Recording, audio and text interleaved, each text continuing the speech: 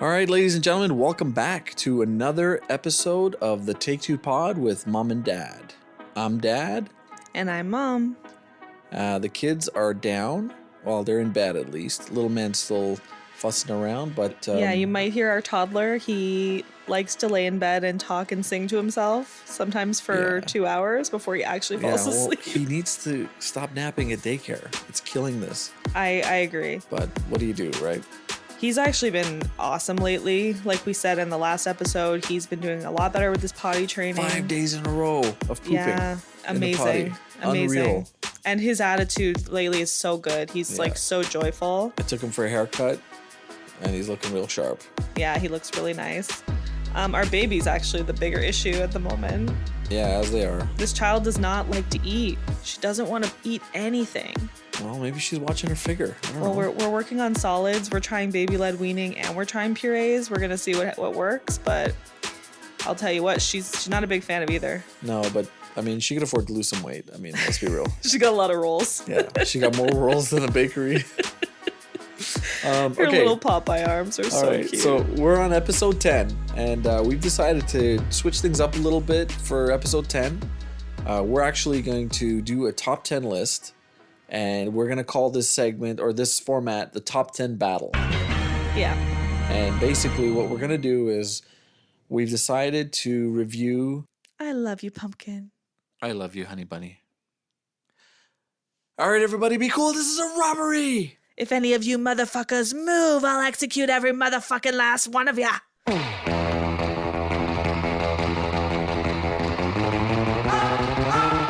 The movies of the amazing Quentin Tarantino. That's right, Quentin Tarantino's top 10 list. And yes, we've split Kill Bill 1 and 2 into two separate movies. Because they are. Because we believe they are. Even though he released them as one whole bloody affair recently, we still think they're two separate movies. Yeah, they have two different feels, in my opinion. Yes, I agree. So what we're going to do in this format is we're going to spin the wheel, literally, and it's going to choose a movie from the 10 movies. At random. We're going to talk about them and where they rank personally on our personal lists. If you don't agree with our personal lists, that's too fucking bad. This is our list. And then we're going to make a master list where we try to figure out, we try to compromise and see where our movies actually should land. Yeah, we both have to agree how and where to rank each movie because we have some different opinions about Tarantino's movies. We do. So it might get a little heated, but that makes for good content. So, agreed. Are you ready? I am ready, Dad. Okay. First movie.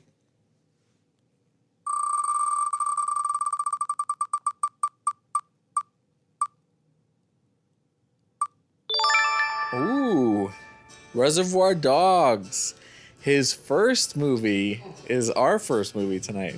And in my opinion, his worst movie. This is number 10 on my list. Oh, coming out with fire. Number 10? Number 10. Yo, you're trying to get killed? No, listen, all of Tarantino's movies are good. This is just the worst of the good, in my opinion. I've got it at number 8. Okay, so it's pretty low on your list too. And I agree. His worst movie, like out of his 10 movies, his worst one is better than most directors' best movies. So yeah, him on a bad day is what most directors dream of being on a good day. Okay, why are you putting it at number 10? Explain yourself. So, not to be sexist, but I do feel like this is a boy movie. And I don't feel that way about all of his movies. Okay. But for me, it just didn't hit. I found it a little bit gross. All the talk about the gunshot in the stomach, okay, I thought was really nasty. The torture scene is really nasty. I do like the diner scene at the beginning with everybody's code names. Yeah. And I do believe that Steve Buscemi is an absolute jewel.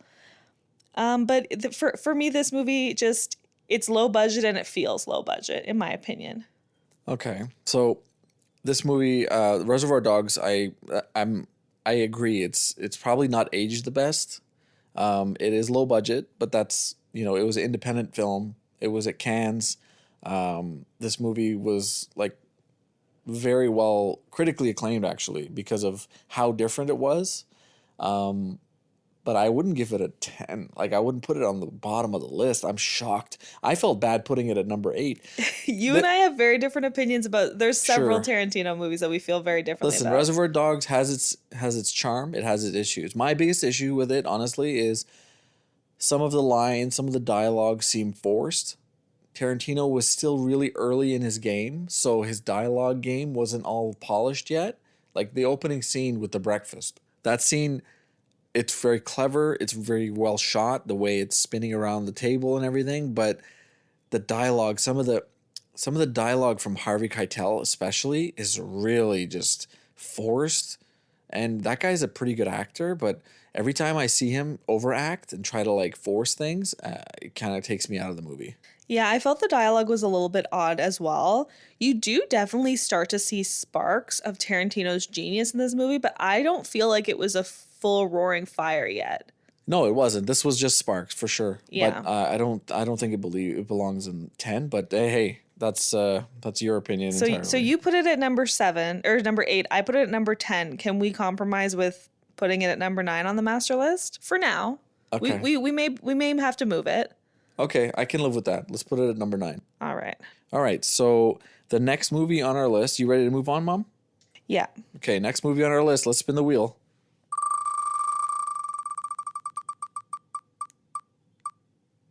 Ooh. The wheel has stopped. So what's your name, Icy? Stuntman Mike. Stuntman Mike's your name. You ask anybody. Hey, Warren. Who is this guy? Stuntman Mike. And who the hell is Stuntman Mike? Death Proof. Death Proof. Okay, I'll go first this time. Part of Grindhouse. So I put Death Proof at number 9. I put Death Proof at number 6. Whoa! Death Proof has. What are you doing? Death Proof has a very special place in my heart. Okay. This is a girl movie. Okay, I'm gonna go first. Go ahead. We have to. You can't be starting everything by yourself. All right, go ahead. Death Proof is number 9. I've seen it maybe 3 times. It is a Robert Rodriguez combination movie where he collaborated with him for Planet Terror. It looks like it's filmed in the 70s, but it takes place in modern day because everybody's got flip phones and stuff like that. I like the concept of a serial killer stuntman who basically goes around and picks up women and then like drives around and tells them that this car's death proof unless you're in the driver's unless you're not in the driver's seat, and he just kills them. And like, it's kind of cool, but I don't think it deserves to be an hour and 40-minute movie. It's just wild enough to work. So like Dad said, it's a serial killer stuntman, and it shows 2 different scenarios of 2 different nights where he comes across women who he then attempts to murder. Okay. One of them is a successful murder, and the second time he gets his ass handed to him by some badass women I know. who are also stunt women. I think you put this at 6 because of the women. And you put Reservoir Dogs because there's no women. You put it at 10. I think there's some bias here. No. Some sexism going on. You'll eat those words when you see what I have. Oh, stop. What I have that higher ranking. But I discovered Death Proof. I actually have a really sweet story about how I discovered Tarantino in general. Okay. So when I was turning 18, I had gone home from school for the summer because my birthday's in June.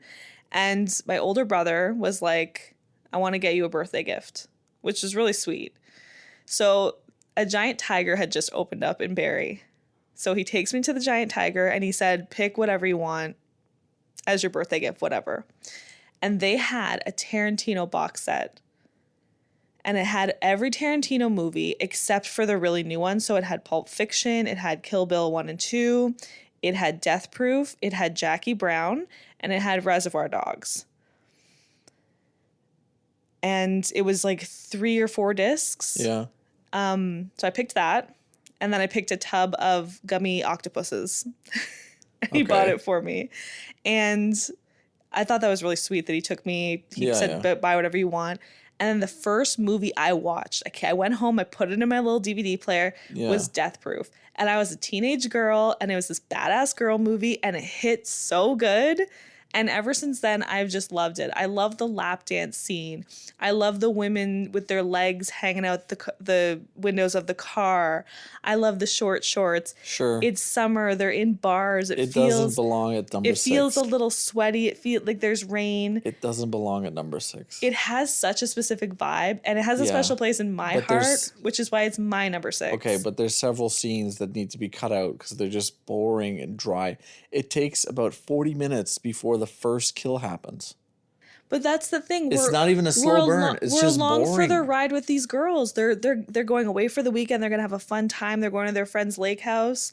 They're just chilling at a bar. Yeah, it's trying to be a horror movie, but there's no horror about it. It's actually comical. It's not scary. It's supposed to be campy. Yeah, it's too campy. I also love Rosario Dawson. It's pure Robert Rodriguez influence, which takes me away from Tarantino. So I have to go away. I can't be compromising with this one. I'm sorry. Okay, but this is not going at number 9. I will not put it lower than number 8. It's going at 8 then. I'll put it at 8. It's going at 8. If you're gonna move Reservoir Dogs to 9, this is going to 8. But I do believe that it deserves a higher ranking.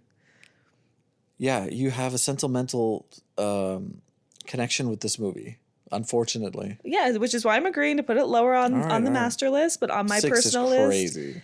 it's 6. Is crazy. I felt bad putting it that low because I have such a love for it. All right. Okay, you ready for the next one? Let's do it.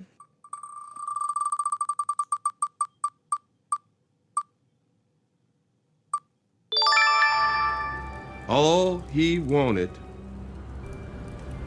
was a blanket. You'd be surprised what a man that cold would do for a blanket. You want to know what your boy did? The Hateful Eight. The Hateful Eight. Oh boy. Where do you have this ranked, Dad? I have Hateful Eight at number 5. I have Hateful Eight at number 4. Ooh, close. Wow, 4. I adore this movie. I really like this movie. It's okay, so I think this movie is super underrated. Well, you actually didn't like it, and I suggested we watch it again, and it happened to be a very snowy, wintry night when we watched it. Yeah. And now Dad, it's very cute. Dad loves watching it when it's very snowy outside because it gives you the vibes. Yeah, it's a cozy movie. And when we rewatched it, you were like, I was wrong. That movie hits. We watched it in theaters when it came out. So this is one of the few Tarantino movies that we actually got to see in theaters together. Yeah. And I wasn't a huge fan of it.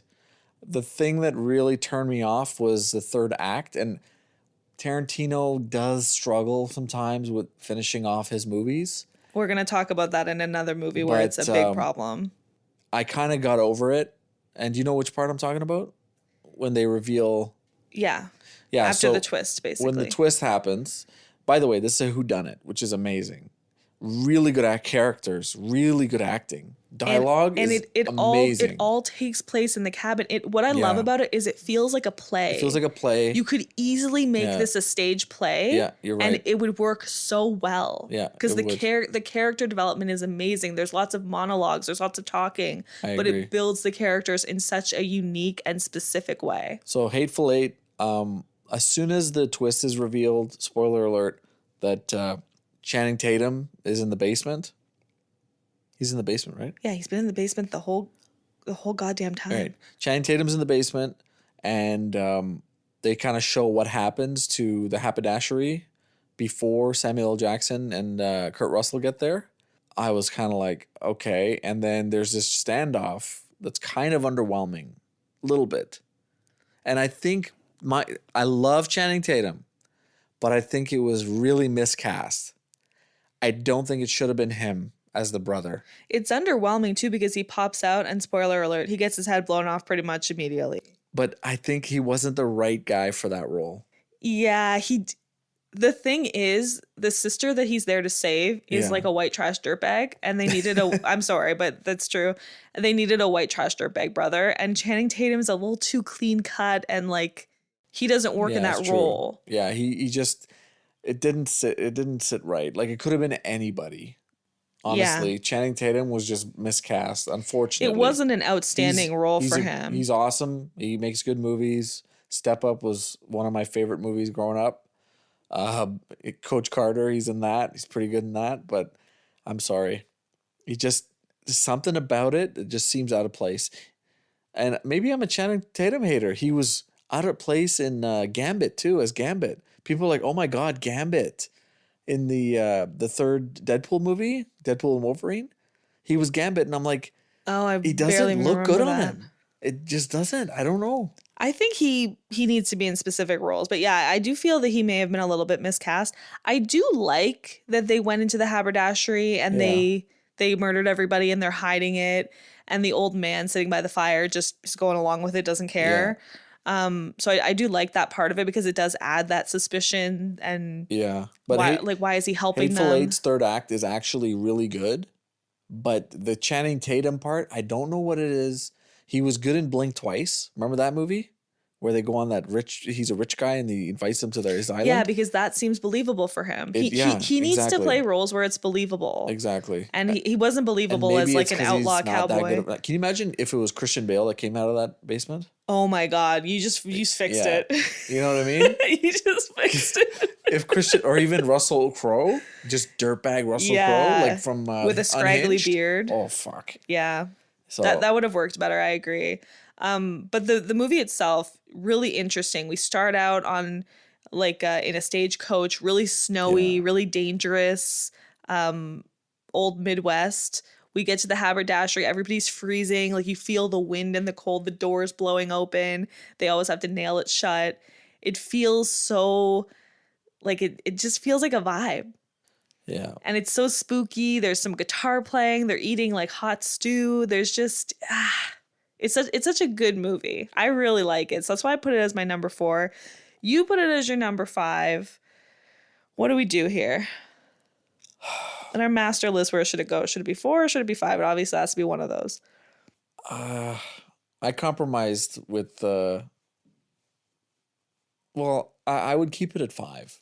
We'll keep it at 5. Okay. It's in the middle. I'm willing to put it to 5. I don't want it any lower than that. So I'm glad and surprised. I didn't think Hateful Eight was going to be this high on your list. I thought it was going to be lower. I'm really interested to find out what your number 10 is. I have no idea. All right. Ready for the next one, Mom? Let's do it. Okay.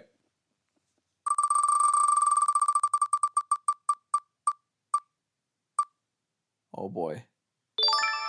I know he didn't qualify that shit. So you can just kiss my motherfucking ass, Black Mamba. Black Mamba. I should have been motherfucking Black Mamba. Weapon of choice? If you want to stick with your butcher knife, that's fine with me. Very funny, bitch. Very funny! Kill Bill Volume 1. Volume 1. Okay. You go ahead. This is my number 5. What? Kill Bill Volume 1 is my number 5. What about you? Wow. I've got it at number 3. Wow. Kill Bill Volume 1. And I'll tell you why.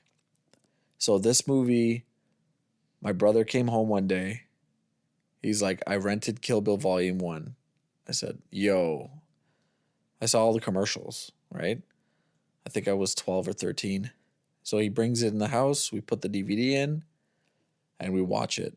And I'm just like, my eyeballs are like popping out of my head because of the violence. Because the violence, the colors, the spectacle, it's campy kung fu vibes, but it's modern day. And I've seen all those old kung fu movies with Jackie Chan, all the old ones, like the Shaolin monks, Shaolin style. There's 36 Chambers. I watched that. Sorry, we'll cut that out. I watched 36 Chambers.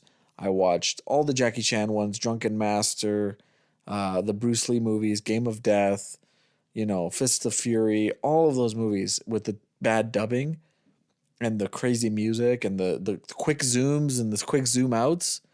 Like, I'm watching this, and it was the edition where when she fights the Crazy 88, it goes black and white. because they wouldn't allow it. It would have been X-rated.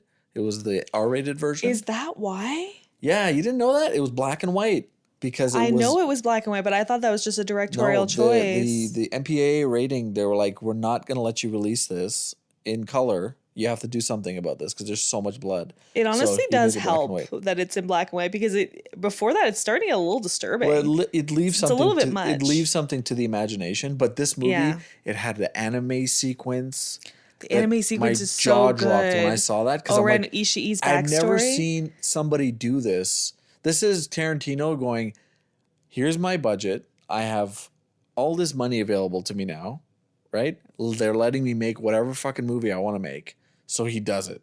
He's like, I'm going to mix it with like a Western. I'm going to make it like a Kung Fu movie. Like it's like Kung Fu exploitation, like those kind of movies. Throw some anime in there. Throw some anime in there, some blood, like whatever. You know, all the old homage things that are happening into this. Like you've got Sonny Chiba, who makes the sword, the Hattori Hanzo. That is so, like, that whole sequence is amazing. I know. And then you've got David Carradine from the show Hattori Kung Hanzo Fu, steel. who plays Bill, which is like, it's like meta. It's super meta. Because, Yeah. and did you know that he was cast as the guy in Kung Fu over Bruce Lee? They cast him because Bruce Lee was Asian. They're like, people don't want to watch. At the time, they were like, oh, people aren't going to watch Chinese guy on TV. So they cast David Carradine for Kung Fu. And he was really, his heart was broken. Then he went to China to make Kung Fu movies because the Hollywood didn't want him. Yeah, it was a difficult time then Yeah. if you were Chinese. But oh my unfortunately. God, this movie is so good. This movie introduced me to Tarantino. This was the one. And this was your first This was my Tarantino? first Tarantino. And people were Wow. like, oh, you got to watch Reservoir Dogs. And then I found a copy of Reservoir Dogs at on like a bargain bin on VHS. And I bought it for like $7. And I took it home and I was like, what am I watching? You know, like the ear cutting scene. So I'm like, oh, this is what this guy does. It's just pure chaos and blood. Yeah, so for me, the Kill Bill, I have brothers, so I had seen Kill Bill. I'd seen them watching Kill Bill 1 and 2, seen bits and pieces of it, was never really interested. And then my brother bought me that Tarantino box set, and Yeah. that was the first time I really sat down and watched Kill Bill 1 and Kill Bill 2 all the way through.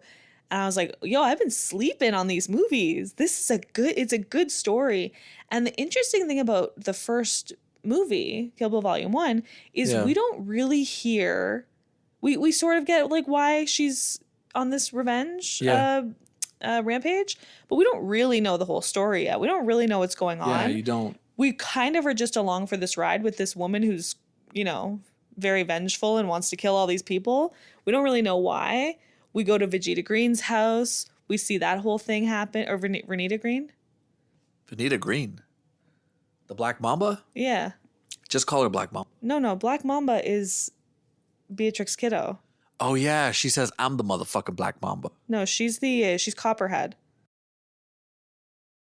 Copperhead's the black girl? I believe so. Because Cottonmouth is Oren Ishii. L Driver is the California mountain snake. Just call her Vivica A. Fox. That's the actress's name. I forget her fucking name. Oh, okay. Well, anyway, she goes to her house. They have this standoff. They're both really good fighters. There's a knife fight going on. She takes her unaware, throws a friggin' dagger at her head. Yeah. And then, of course, we have the whole scene with the Crazy 88. Yeah. It starts off really strong with the Oren Ishii backstory with the anime scene. Yeah. So we see that she has a very tragic backstory, but she's also a world-class assassin. Yeah. And then we see that she has become the leader of, what's it called? What's the Japanese mob called? The Japanese mob? The Yakuza. Yeah, the Yakuza. She's become the leader of the Yakuza. Yeah. And then we go into the whole Crazy 88 scene, which is great. But the reason this ranks number 5 on my list is because I feel like that whole sequence is too long and it gets a little bit boring. I know it's a really epic fight scene when she's killing all of them, but it runs a little too long. I don't think so. It's gratuitously violent. I think... And we're not getting any character development. We're just seeing that she's a badass that can take on all these for me, people. honestly, it ends and I'm like, oh, I wanted more. I didn't want more. I wanted Yeah. less. So you put it at 5 because of that? Basically, after the scene with Gogo and Yeah. until the scene with when she fights Oren, I find that whole I kind of zone out. I don't really Yeah. watch that part. The go-go scene is really good. The Gogo scene's amazing. But when she's fighting all the crazy 88, it doesn't really hold that much value for me because it gets kind of repetitive and boring. It's like in a video game where you have one of those levels where it's like Mario versus the Kirby team or Mario versus the Yoshi yeah. team. Like it's a bunch of NPCs basically that she's killing. Yeah. I did look up online though that she in the course of these two movies she kills between 70 to 80 people. Yeah. And it can't be confirmed because not all of the blows she hits are death blows. Yeah. But the crazy 88 scene, I'll tell you this. We've seen it a bunch of times. The first time you watch it, she's standing there with the sword and they've all surrounded her and they're slowly walking up to her and she just fucking goes to town and she rips that guy's eye out. Right when that happens, it goes black and white. Don't get me wrong. The first time you see it's it, a good scene. it's like, holy shit. And then for me, it's a holy shit all the time. Yeah, for me, it runs a little bit too long. So that's why I put Kill Bill Volume 1 as number 5. Still an incredible movie. Still an amazing story. Yeah. But I felt that it ranked 5 on my list. So since you rated it 3, I think we should put it for 4 on the master list. Kill Bill 1 on 4? Okay. Yeah. All right. There's going to be a moment where we both really disagree on We something. can always move things. We're just we're going to figure out the master list at the end. Okay, you ready for the next one? I'm ready.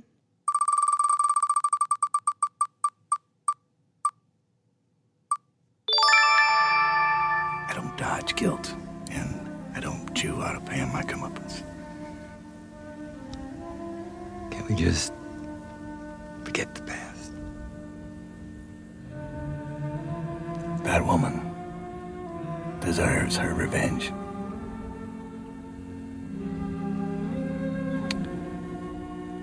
And we deserve to die. Kill Bill Volume 2. No way. They came back to back. In chronological order, too.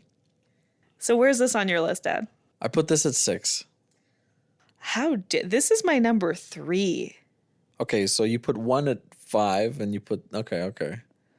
I think that Kill Bill Volume 2 is superior and I'll tell you one reason. Okay. The cruel tutelage scene. That scene is one of when she's learning how to fight, basically. Yeah, learning Kung Fu. That is one of the best scenes in any movie ever. It's more of a sequence. The sequence, sure. Yeah. Amazing. He is so hard on her, but we watch her win him over with her like straight tenacity. We see her running up the hill with the buckets of water. We see her fight him with her samurai sword. Yeah. We see her relentlessly hitting that board at close range with her fist trying to break it. Yeah. It's on par with the Rocky scene where he runs on the beach and it shows his up close, really muscular thighs. Yeah. The slow-mo with Carl Weathers. If you want to be inspired to work out, watch that scene. Really? Yeah. Yeah, your point of view is that of a girl for sure. Because for me, it's okay. It's not super inspirational, but Kill Bill Volume 2, like my brother rented 1, and then when 2 came out, a few months later, he rented number 2. And I was like, oh, okay. And my problem with this movie, and this is the reason why I think it should be 2 separate movies. It is 2 separate movies. It is completely They're very different. They're It's very, very different. Yeah. There's less martial arts. The whole kung fu vibe is gone.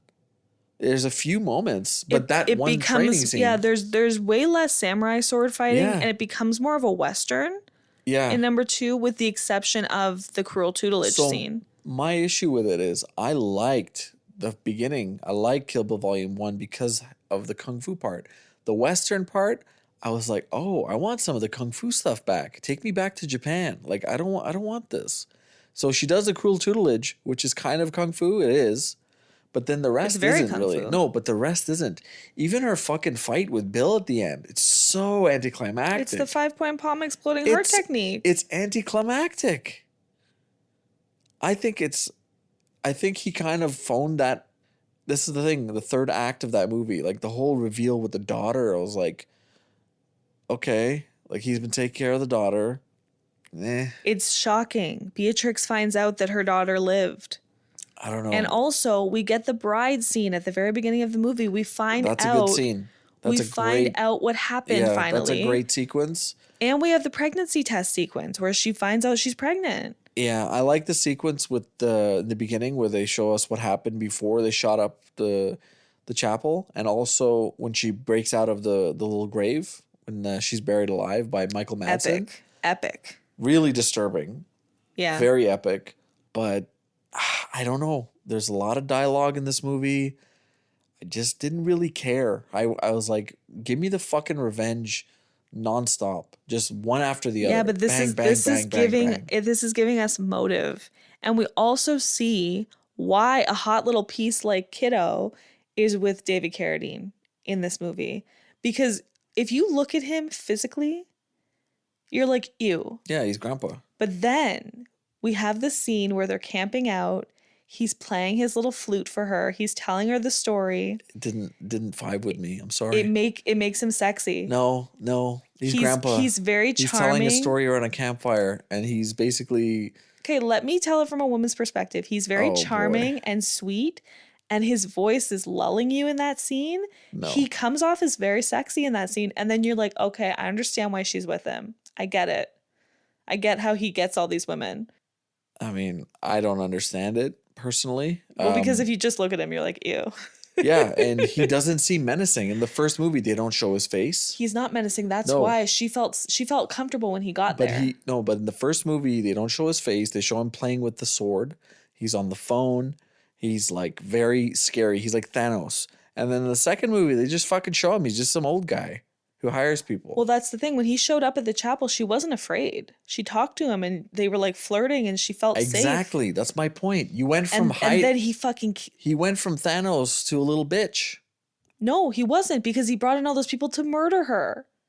No. After that scene where they basically made amends. He didn't seem menacing in the second movie. That's very menacing and dangerous. In the first movie, he seemed menacing to me. Michael Madsen was more menacing than he was in the second movie. In the second movie, there was this sense of like regret from him. And he was like, oh, don't kill me. No. He felt guilty for what he did to her. Well, it's too late for it's that. A character arc. He acted out in a moment of jealousy and anger, and then he felt guilty about it. And he raised her daughter until she came and collected her, basically. That's a bit much. Okay, where did you have it? You had it at 3? I had it at number 3. You had it at number 6. Ooh. So we moved Hateful Eight to 4, right? No, Hateful Eight is number 5. What's at 4 right now? Kill Bill 1. I can leave it at 3. Yeah? Yeah, it's close enough. All right. So I know you're going to fight for the top spots. Okay, you ready for the next one? Yeah.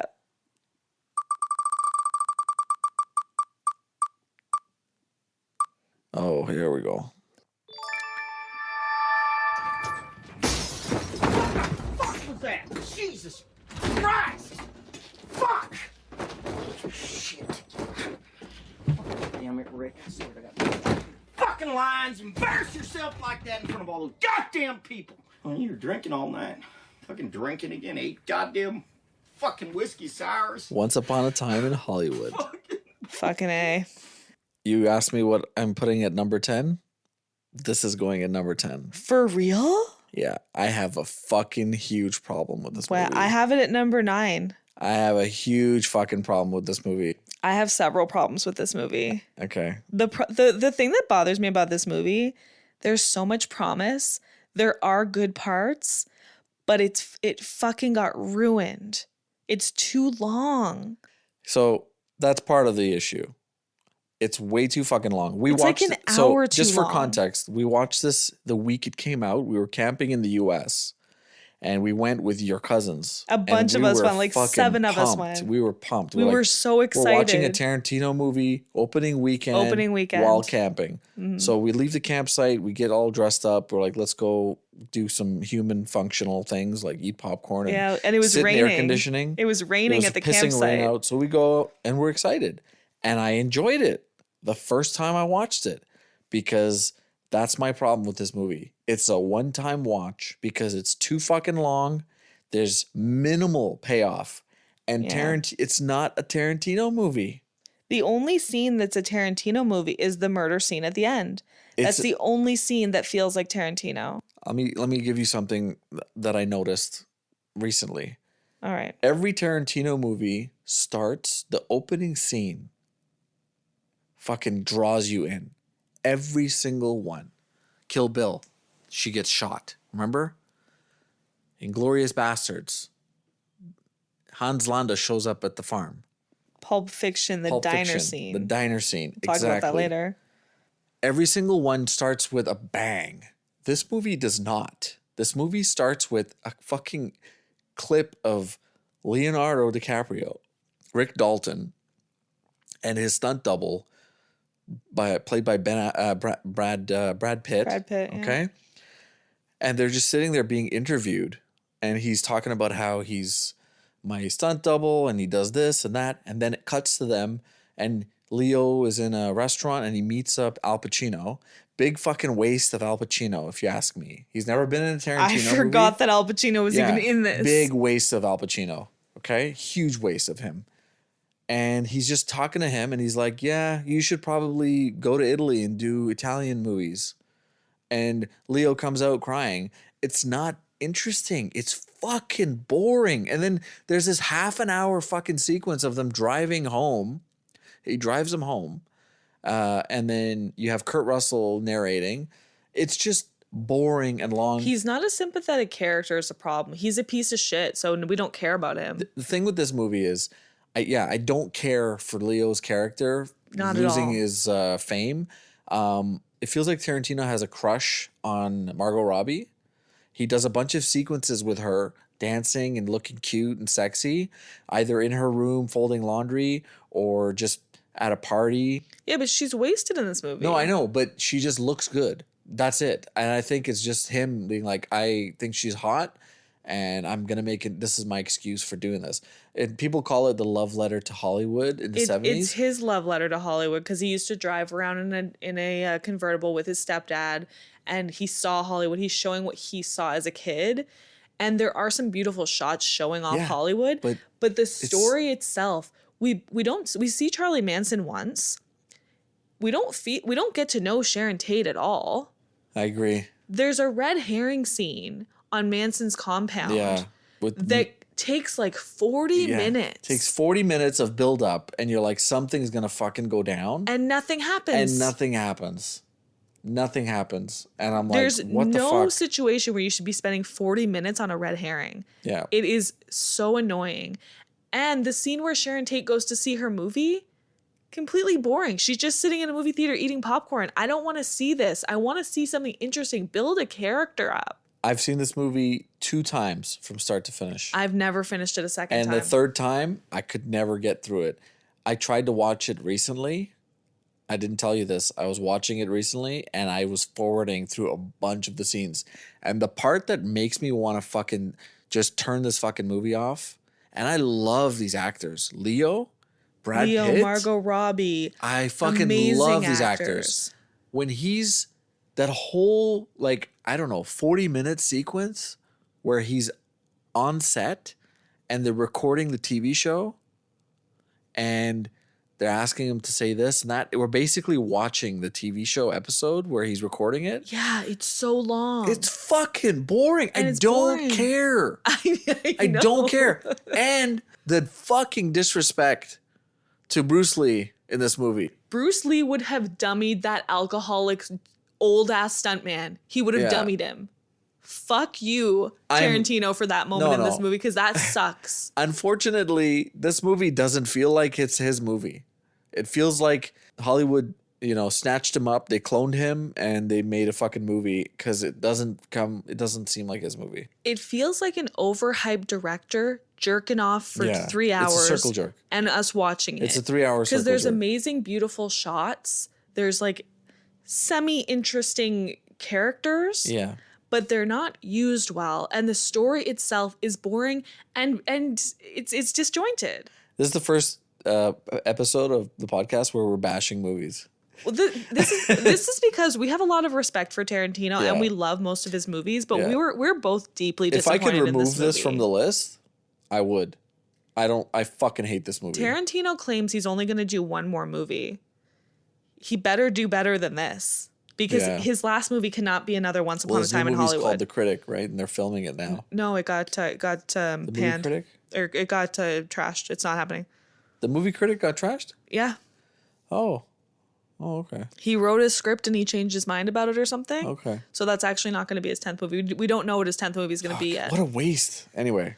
It was a waste of money. It was a waste of really talented actors. Yeah. It was a bad story. And if you're going to tell a story about Charlie Manson, why don't you put Charlie Manson in it? More than 5 seconds. More than 5 seconds. Yeah. He's a really freaky character. You could have done some amazing stuff with that. And I get the whole revisionist history thing about Sharon Tate being like saved and stuff, but you don't need to.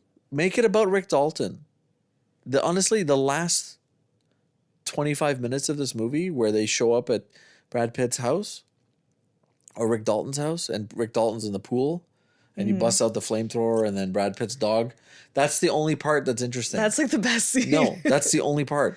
I'm not sitting through almost 3 hours to see 20 minutes of action or entertainment. The rest is fucking boring. I agree. His stuntman is depressing as fuck. Yeah, when it shows care. him in his trailer, Yeah. that scene is like 20 minutes of him making mac and cheese and feeding his dog. Why are we watching this? And there's like 15 minutes, maybe we'd have to add it up, but I guarantee you there's about 20 minutes of just driving sequences. And it's not a chase scene. It's just driving around This LA. isn't Big Brother. We don't want to see people just living their lives. We want to see something interesting. Yeah. Show us something interesting. And it's a waste of Al Pacino in the I'm beginning. perfectly comfortable putting this at Al number Pacino, 10. Listen, Al Pacino and Leonardo DiCaprio in the same scene at a table talking to each other, and that's what we got. Thank you. I'm like mad just talking about. I'm comfortable putting this at number 10. It's going to 10. I actually think it is worse than Reservoir Dogs. Okay. Upon discussion. Okay. Honestly, no offense, I love Tarantino. Fuck this movie. I agree. All right. It was my number 9. It was your number 10. It belongs at the bottom of the list. Okay, you ready for the next one? Let's do it.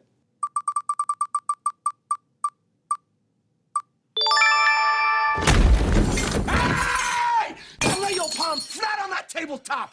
If you lift those palms off that turtle shell tabletop, Mr. Pooch is gonna let loose with both barrels that sawed off. There have been a lot of lies said around this dinner table here tonight, but that you can believe. Ah, yes. I do believe you were just getting ready to make me a proposition to Broomhilda. Am I right? Django Unchained. Django. The D is silent.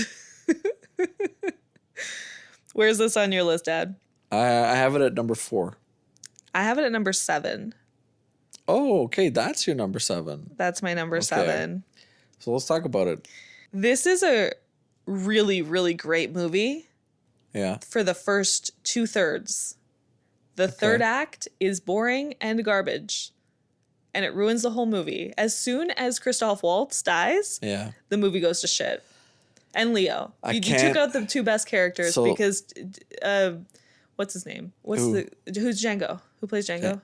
Jamie Foxx. Jamie Foxx cannot carry this movie. He needs Christoph Waltz and Leo, and once they both die, the movie sucks. Your thoughts? Okay, so I don't disagree. The first 2 acts of this movie are fucking sublime.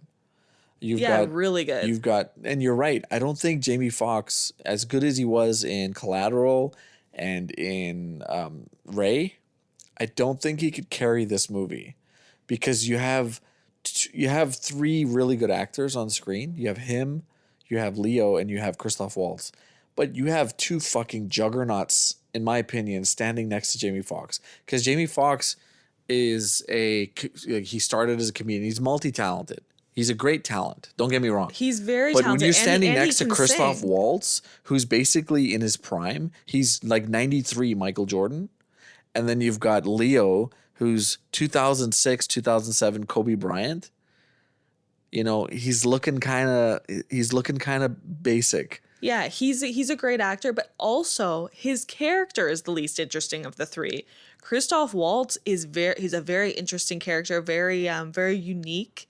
very eccentric. Well, it's the dialogue that they're given, right? But Jamie Foxx's character is like Django is interesting. His backstory, he's trying to save his wife. Yes, but he's the least interesting of the three, Yeah. I'm saying. But I agree. But the thing is, once Christoph Waltz and Leo are killed, the tension is gone. That's the problem.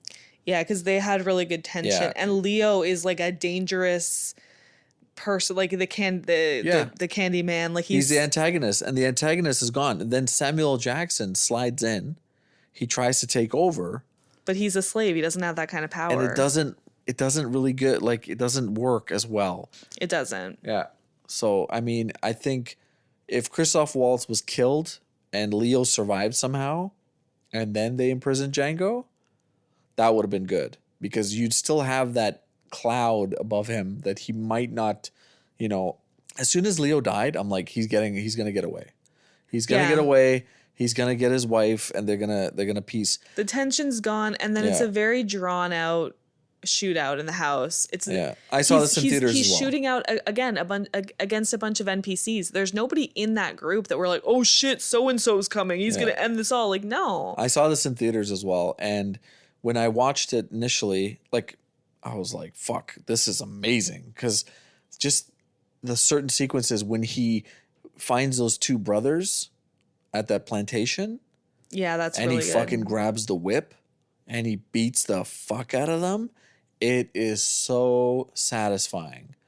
And then the scene where they kill the sheriff and the sheriff turned out to be an outlaw. Yeah. And the whole town comes epic. running and Christoph Waltz takes out the most wanted poster. Yeah. And the scene where they park his little wagon and all the KKK guys show up with Jonah Hill. Yeah, Jonah Hill's randomly in that scene. It's so funny. That's such a great scene. It is. It's awesome. This movie is great, and the motivation to save his wife is like it's awesome. Everybody's down for that. I agree, and it's a Western. And Christoph Waltz is a big fuck you to slavery character For sure. He's like, slavery's bullshit. I'm gonna free you. We're gonna go get your wife.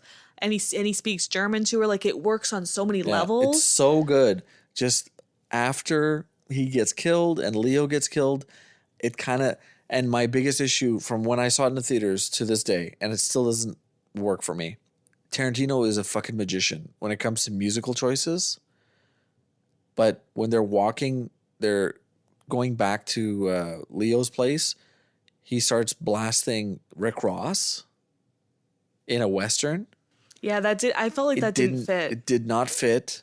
And then at the end, he does a remix to a Tupac song during the shootout in the house. And it's kind of cool, but it doesn't work. It just doesn't work, man. I love his musical choices. I love Tupac. But it doesn't belong there. It doesn't belong in that scene. I wanted to see some, he took some liberties. He took some creative liberties, which he's known for.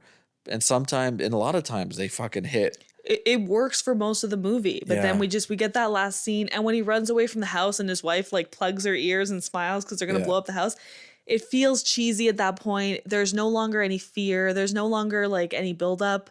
It feels like a fairy tale ending to a movie that was not a fairy tale. Yeah, I agree. It doesn't fit. It's a Western, but yeah. Anyway, I still love this movie. I could watch it over and over. And also, just a shout out, Leo should have fucking won an Oscar for this movie. 100%. This is the movie he should have won his best actor or best supporting actor in, because he cuts his hand for real. For real. He breaks that and plate. Then rubs the blood on Jamie Foxx's wife's or Django's wife's face. Yeah. That is that is an artist. Yeah, that is a decision an artist would make. Yeah, it's fucking amazing. He absolutely should have won an Oscar for it. It's an amazing Christoph movie. Waltz won for this, and he was As great he in should it. have. But no, I think Leo should have won. I think Leo was better in this as Calvin Candy. He was amazing. He was better. No, he was better. But hear me out. It's a number 7 for me because the third act really wrecks it and really makes it a lot lower on the list than a lot of my other choices. Okay. So are you comfortable with putting it at 6? What else is open that's higher than 6? 1 and 2. Unless you want to move Hateful 8 down or Kill Bill 1 or 2 down. No. To 6. Let's put Django at 6. Okay, let's put what's ahead of it? 6. Hateful 8 and Kill Bill 1 and 2 are ahead of it. which I think rightfully so. Flip Hateful Eight with no. Hateful Eight's better. I like Hateful Eight better than Django. The third act is better. Oh yeah, the third act's way better. So 6? 6. Okay. I can live with Django at 6 because, like I said, it's still amazing and I love it and I will watch it again. Yeah. But for me, it was on the lower half of my list just because that third act really costs the movie a lot of its I know. a lot of its prestige, I feel. Yeah. Okay, you ready? Next one. Let's do it. We're running out of options We here. only have a few left.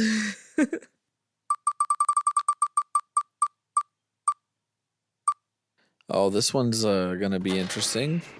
Now look, all you got to do is lay in here and hold on to this motherfucker, all right? I'm gonna tell him I'm going in the trunk to show him the goods. When I open the trunk, you pop up and rack this motherfucker. Man, fuck that shit. I ain't finna shoot nobody. I ain't saying nothing about you shooting nobody. All you gotta do is hold on to it. They'll get the idea. Man, you must be out of your fucking mind if you think I'm finna get in this dirty-ass trunk. We ain't going nowhere but to Koreatown, man. You ain't gonna be in here no more than 10 minutes. Man, I ain't riding in no goddamn trunk for no minute, man. Why I can't ride up front with you? You can't ride up front with me. The surprise element is 90% of it. I'm sorry, man, but I ain't getting no goddamn trunk. Jackie Brown.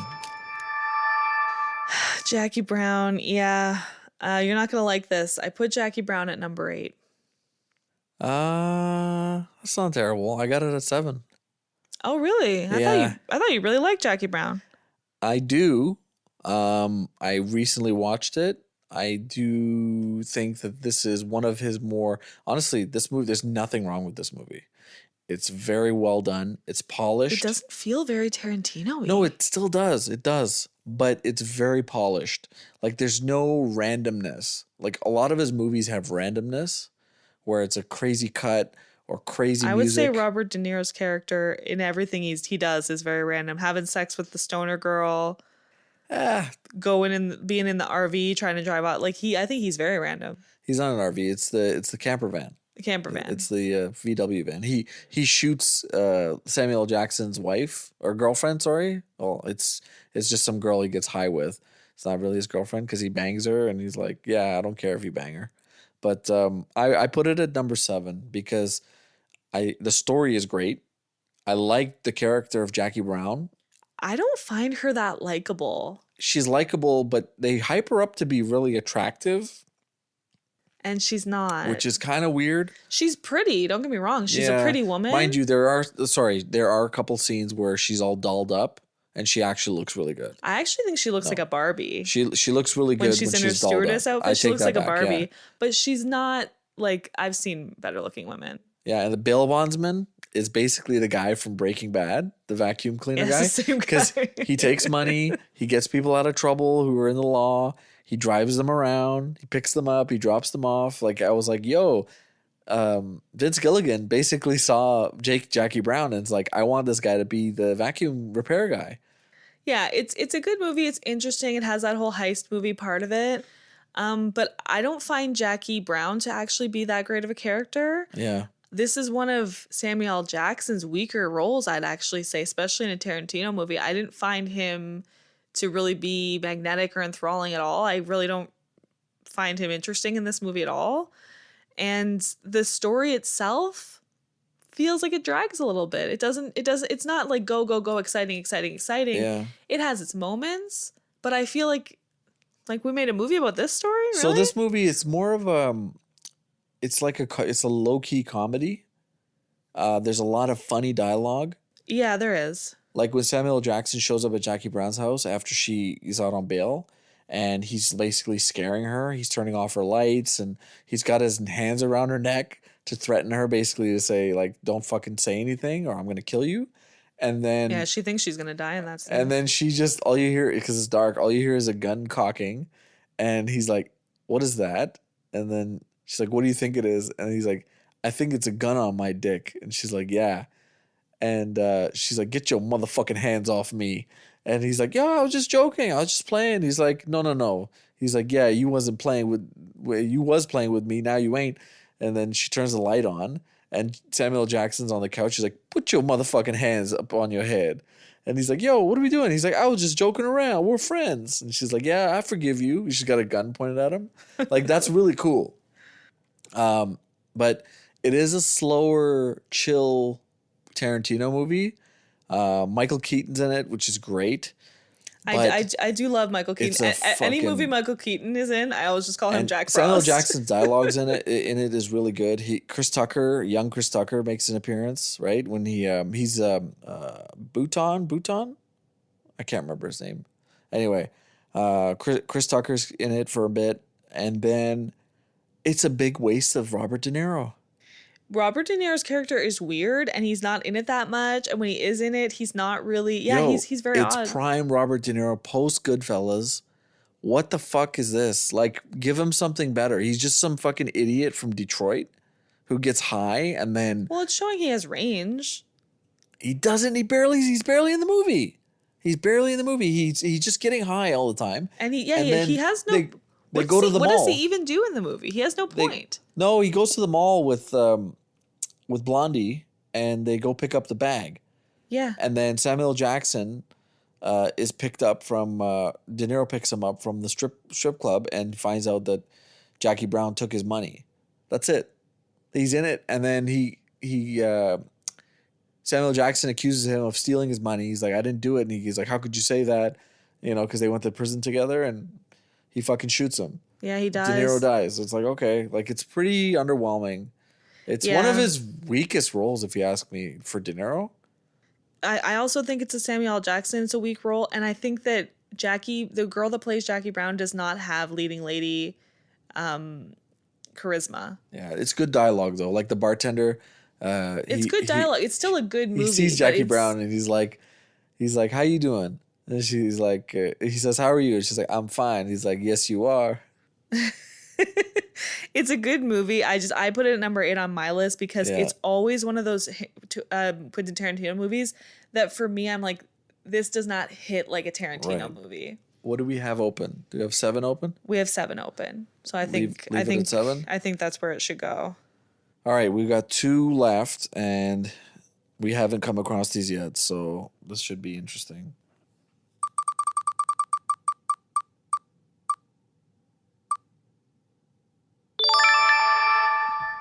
Oh, you were finished? Oh, well, allow me to retort. What does Marcellus Wallace look like? What? What country you from? What? What ain't no country I ever heard of? They speak English and what? What? English, mother. Do you speak it? Yes. Then you know what I'm saying. Yes. Describe what Marcellus Wallace looks like. Pulp Fiction. I've been waiting. Okay. I've been waiting. This is my number 1. This movie, we have a poster of this movie in my basement. This is Tarantino. This is Tarantino in his essence. Oh boy. Where do you have it? Don't tell me it's number 2. It's number 2 on my Fuck list. off. I got it at number 2. Fuck off. Okay. How dare you? What do you mean, how dare? We watch this movie and die laughing because we both love it so much. It's a great movie. We it's know number it 2 on my list. beat for beat. The opening scene in the diner with what is it, Honey Bun and Honey Bunny. Honey Bunny, and what's the guy? I don't know. It's Tim Roth, the actor. The scene. They're talking about robbing a diner. I know. And then they just fucking do it. I know. And little do they know, Samuel L. Jackson and fucking John Travolta are like hitmen in there. Yeah. Oh, so it's good. It's a flashback. It's a flashback, flash forward. The whole movie's all over the place. It's out of order. You know what they actually do in this movie that is kind of a faux pas? They show John Travolta getting killed, spoiler alert, by Bruce Willis in his apartment. Halfway through. And then he shows up alive again. Yeah. You're not supposed to do that in movies because this character died and now we're seeing him still living his life. It's kind of weird, but it works. It works in this movie. The movie's all over the place in the timeline. Yeah. But it's amazing. The diner scene's amazing. The scene where they go get the car cleaned up after accidentally shooting that guy in the face, amazing. The scene in the apartment where they get the suitcase is amazing. What's in the suitcase? So incredibly it's a MacGuffin. The suitcase is a MacGuffin. So interesting. What is that? Why is it glowing? Is it Marcellus Wallace's soul? We don't know. Does he look like a bitch? Does he look like a bitch? So good. And the whole sequence with Bruce Willis, I absolutely love. I love when he's in the car with the cab driver. I love when he goes home to Fabian. I fucking hate his girlfriend. I love his girlfriend. She's useless. I love when they lay in bed. She heavily implies that she's pregnant in that scene. Love it. Love all of it. Love that she wants to get blueberry waffles and a blueberry piece of pie in the morning. Love that she's a dumbass that forgot his father's watch. Love the Christopher Walken scene where he talks about his father having the watch up his ass. How could you rate this number 2? It's so good. Okay, so it sounds like we're arguing for each other's movies now. So I'm gonna argue for Inglorious Basterds. Take your wiener schnitzel licking finger and point out on this map what I want to know. Fuck you. And your Jew dogs. Actually, we're all tickled to hear you say that. Quite frankly, watching Donnie beat Nazis to death is the closest we ever get to going to the movies. Donnie! Yeah. Guy's German here wants to die for country. Oblige him. I got Inglorious Basterds as my number 1.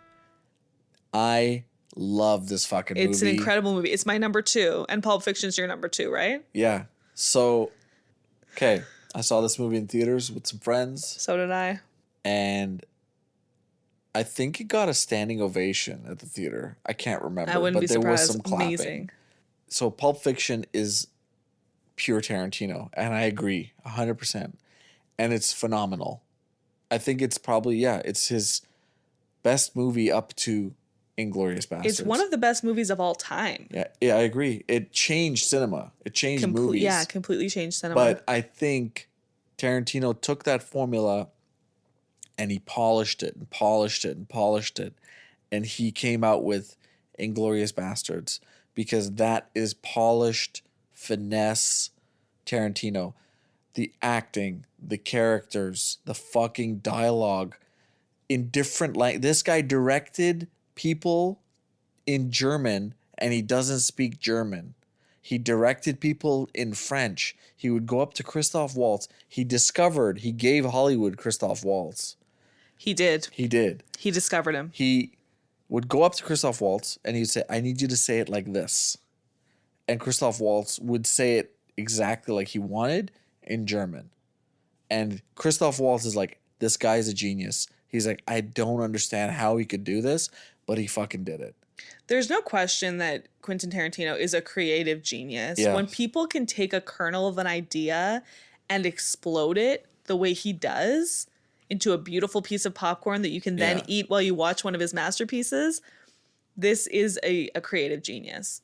So Inglorious Basterds took a really fucked up situation that happened in real life, World War II, Nazi Germany, and made a fictional story about it that rivals true World War II stories and movies. It's a Hitler revenge story too. For sure. It's revisionist history, but it's... Yeah, Hitler murdered. It is, like, it's phenomenal. I can't even... There's 2 scenes in this movie that are probably the 2 best written scenes in the history of filmmaking. You can literally... They could be their own movies. The opening sequence with Hans Landa... Monsieur Lapadite. When he shows up at his farm and he sits there and asks for the glass of milk. Holy fuck, man. I like that scene, but I find it a little bit too long. That's the point. It's a slow burn. You think that you're getting eased into comfort, right? Because he's like, there's nobody here. I don't know what happened to their family. And then he starts fucking questioning. And then he starts saying, it doesn't occur to a German soldier, but it does occur to me. It's such good writing. I agree it's good writing, but honestly, whenever we watch that movie, when that scene comes up, I'm like, oh, it's a fucking boring scene. And then once... Are you fucking serious? And then once we get past that scene, it's a great movie. You cannot. But Pulp Fiction does not have a moment that I feel that way about. You're insane. I find it a little too long. Nobody says that scene is boring or long. That scene is fucking insanely good. The other scene you're thinking of this is the strudel scene, right? Because that is an amazing scene. When Christoph Waltz won the Oscar, that's the clip that showed in the fucking Academy Awards. Because we're all sitting there watching this the and we're Academy like... Awards are rigged. How are you using that in your argument? It doesn't matter. I'm saying that scene, it's universally known as one of the greatest pieces of directing, acting, everything. Even the music. He's got fucking Beethoven playing, but in like a very scary way on the piano. I as agree. he pulls up to the house. There's some tension in that scene, but I Oh my God. I think it's the most boring part of the movie for me. Your argument is invalid for saying that. And then the other scene, which is probably even better, is in the fucking basement in the bar with Michael Fassbender. He also discovered Michael Fassbender for us. Michael Fassbender he gave us Michael Fassbender. He's a treasure. Exactly. And they're in the basement. They're sitting down. He's speaking German. And Fassbender's only in it for 2 short scenes, and he makes such an impact. And then the other German soldier, he's like, the guy's arguing. He's like, Wilhelm. He's like, my son Maximilian, can you sign it? And he's like, you have a weird accent. And he tells him to fuck off. And then the other German soldier, the officer from the other room, he's reading a book. He notices the accent. And it's 20 minutes of pure tension. Yeah, no, I love that scene. I love the movie. Don't get me Brad wrong. Brad Pitt does some crazy Southern accent. I love Brad Pitt. And it fucking works. Gorlami. It works. And we quote Pulp Fiction all the time too. Yeah. But this to me is, and just if Tarantino's listening, I mean, he knows that this is better than Pulp Fiction because he calls it his masterpiece at the end of the movie. Okay, He but literally calls it his like masterpiece. you said, Inglorious would not happen without Pulp Fiction. It's a chicken or the Pulp egg. Fiction wouldn't have happened without Reservoir It's a Dogs, and you put it at 10. It's a chicken or the egg put situation. it at number 10. But nobody can dispute that Pulp Fiction is pure Tarantino. There's not a dull moment, and it is such an interesting movie. Whereas Inglorious Basterds, it does have, I'm sorry, but I think that beginning scene is a little bit boring. Oh my God. You're fucking insane. And some people may not like the subtitles. Honestly, I forget that they're even there because it's so engrossing. Yeah. Another reason why it's so good. Which is why it's my number 2. It's an amazing movie, but it's not as good as Pulp Fiction. Oh, I forgot this other scene. And it's missing John Travolta. John Travolta, I'm good. John Travolta's amazing pass. in Pulp Fiction. It revitalized his career. Yeah, but that doesn't mean anything.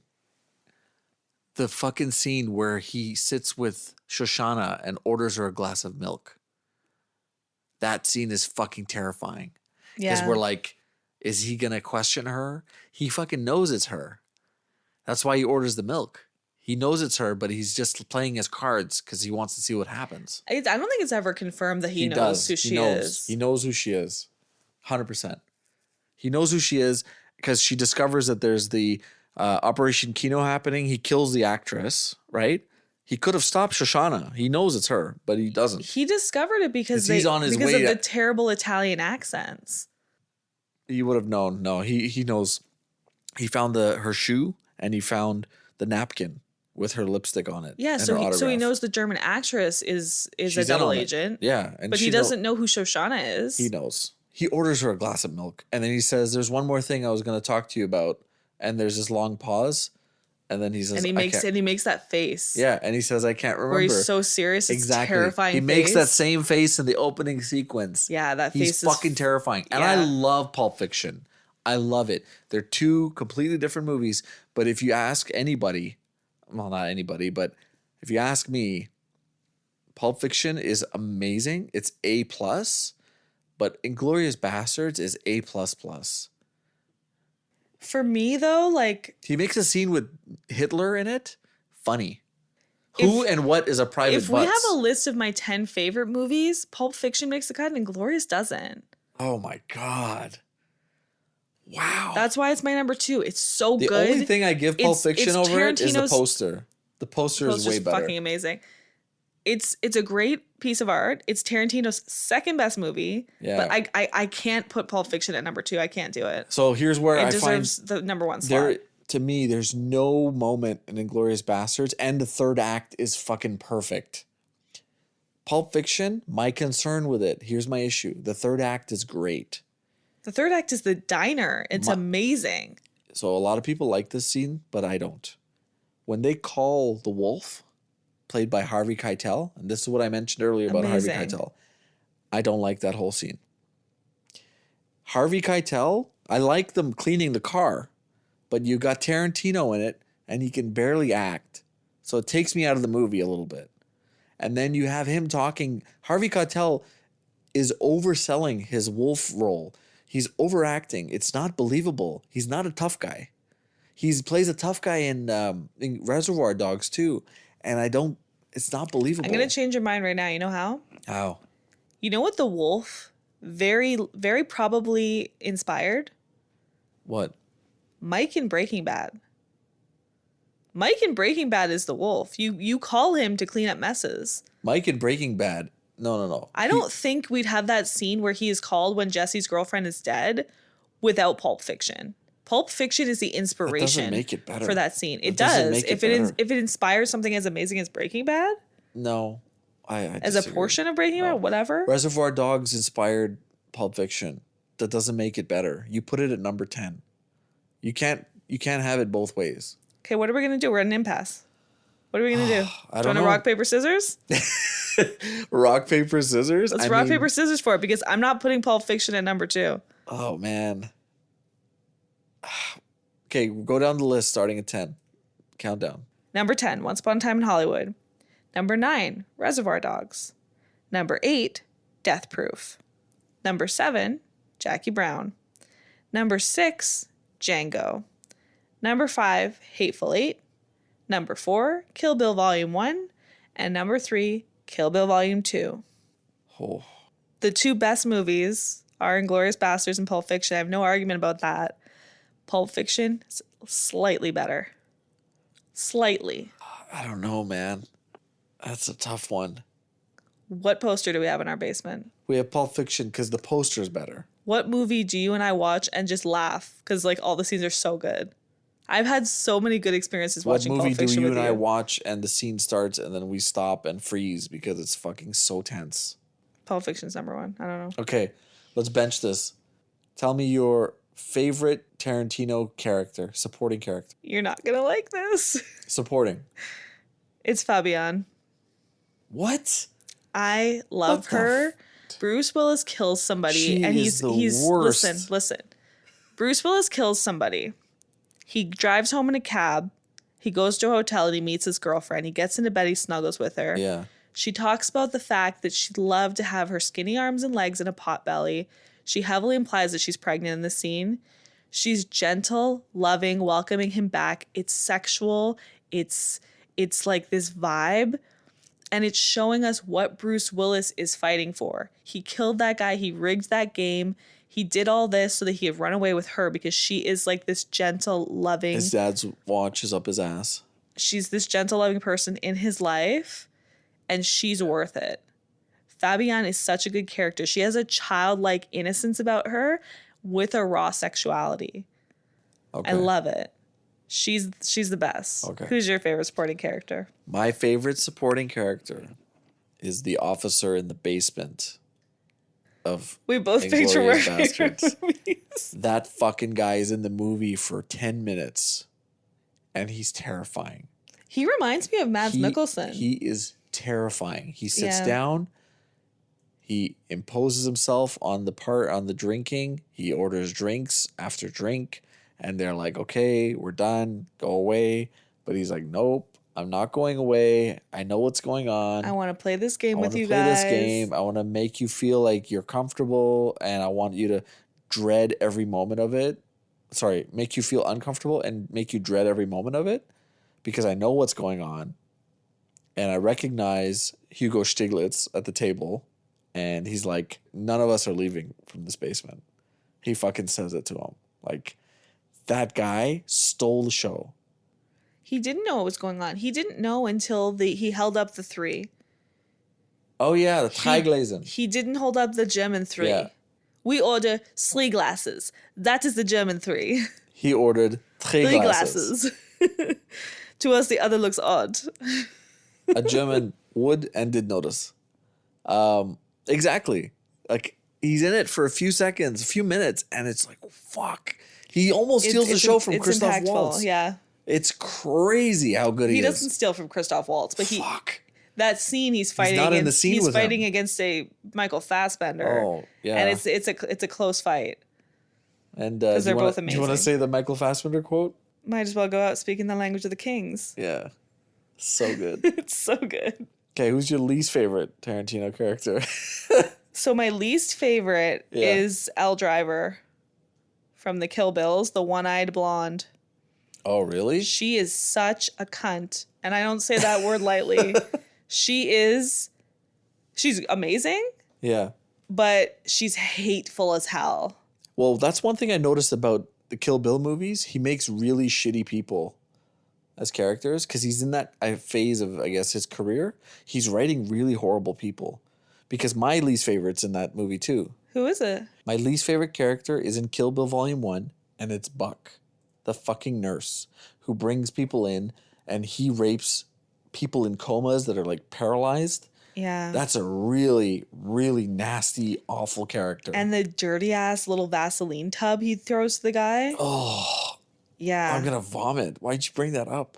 Because it's like, Yeah. ew, not only are you a rapist, but you're carrying around this dirty ass little Vaseline tub to rape coma victims. His name is Buck and he's here to fuck. And Beatrix Kiddo killed the shit out of him with a door.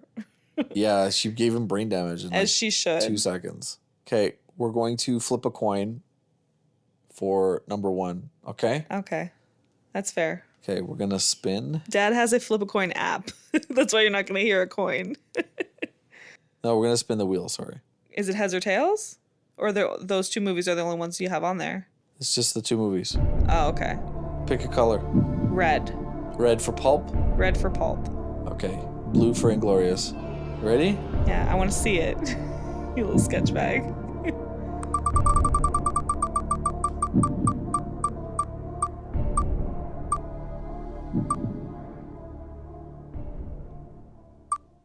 Yes! No! Yeah! It landed on blue! Ooh, that's a bingo. Damn it. Honestly, it could have gone either way. I love both those movies, but I love left it them to both too. chance. I'm comfortable with having Inglorious as number 1. I just Pulp Fiction, it's so good. I know, it's so good. I want to watch both of them right now. Pulp Fiction first.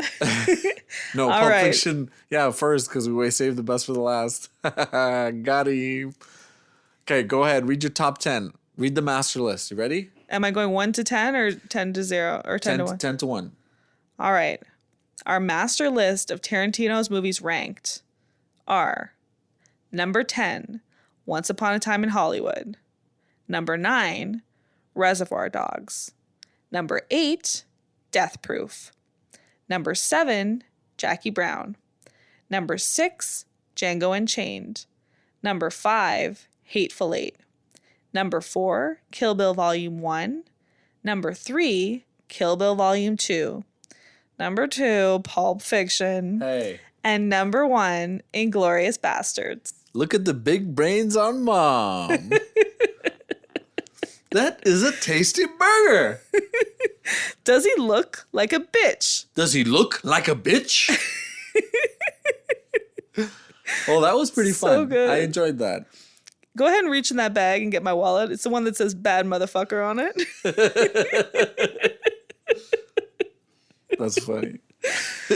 That was fun. The metric system. Yeah. The metric system. Royale with cheese. Anyways, that was fun. I like that.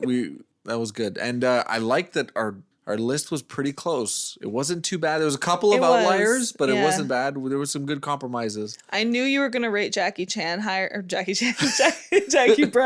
than me. I didn't know you made a Jackie Chan movie. And I had a really strong inclination. I pretty much knew that you were gonna do Inglorious Basterds as one, and I knew from the minute we talked about this, I was gonna put Pulp Fiction as number 1. I Really, knew. eh? Yeah. I was flip-flopping a couple times. I did. What did you think I was gonna put for number 1? I was like, maybe she'll put. I said maybe you'll put Pulp Fiction. I was like, maybe you'll put Inglorious. But I was like, is she gonna do like a zig and then go to? Am I gonna zig when I should zag and do a Kill Bill instead? Do Kill Bill or Hateful Eight just randomly. I love Hateful Eight, but it's not his best movie. Yeah. But yeah, I think, like I said in the beginning, all his movies are great, except for Once Upon a Time in Hollywood. It's still a good movie compared to other movies. It's a good one-time watch. Yeah. I can't watch it again. It's so fucking long. I agree. I could watch any of his movies again, but that one I have a hard time with. Yeah, it's just really hard to watch. I can't do Everyone's allowed to have one blunder. Yeah, and it happens. I mean, we love Christopher Nolan, and maybe he'll be our next top 10. But Ooh. who knows? We got to do some Christopher Nolan movies though. But we will do a deep dive episode on at least one or two Tarantino movies. Oh, absolutely. You haven't heard The Last of Us with Tarantino's. Yeah. We just wanted to do an episode where we talk briefly about each one and rank them. And like I said, probably every 10th episode, we're going to do something a little bit different just to keep things interesting, keep everybody on their toes. Yeah. But, so look out for that. And we're open to suggestions too. If you guys want to leave us a comment on stuff you want to hear us talk about, leave us a comment on Instagram or Spotify. Yeah. Follow us on Spotify. Follow us on Instagram. Take Two Pod with Mom and Dad. If you have any questions or want us to do anything, just send us an email at take2podwithmomanddad@gmail.com. Yes, and please rate us on Spotify. It really helps if you follow and rate. Yeah, if you follow us and rate us 5 stars, that really helps. We really hope you enjoyed that episode. Go and watch your Tarantino movies now if you haven't. If you have, watch them again. And tell us if you agree or disagree with our list, because I think we did a pretty good job. Yeah. I think we paid a good tribute to a great director. Thanks for listening, everyone. Thanks for listening.